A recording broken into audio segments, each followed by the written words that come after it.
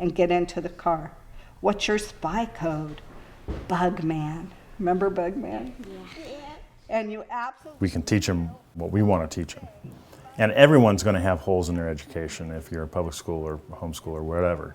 But what we wanted to teach our kids was the things that we thought were important and how to fill those holes on things that they feel are important.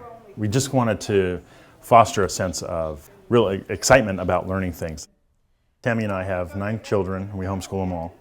The question of should we homeschool the 6 that we adopted, that was a big question. You know, can we even do that? But the older kids do a lot of self-teaching and a lot of assistance with the younger ones. The younger 6 are a little bit of a bigger challenge because they came with some disadvantages. So being adopted and coming from the system, there's drug exposure, there's abuse and trauma, and so all those things slow down their ability to process.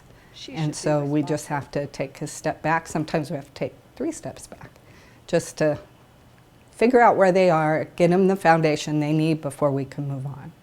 And in homeschooling, I love that we can do that. With our kids, they could be in 7th grade in writing and 5th grade in math. And so wherever they're at is where we wanted to kind of meet them. We want them to master what we're teaching them now and not move on until they know that. I, along with 3 other homeschool moms, founded Rise Resource Center. And its goal is to provide a facility and resources to support educational options in Las Vegas. And you, plants need oil too. There are co-ops too. And then we have support groups in town, and that's more things like they could offer parent meetings or field trips, park days.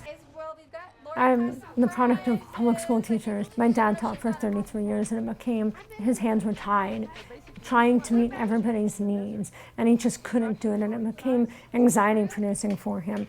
And I grew up seeing that, and then I had my own children, and I got to see the little light bulb go off in their face as they were learning things. And part of it's selfish, I love being with them. And I wanted to see that light bulb go off, and I wanted to share that with them. And so I love going to museums and field trips, and I just love being with them and seeing them learn all this stuff.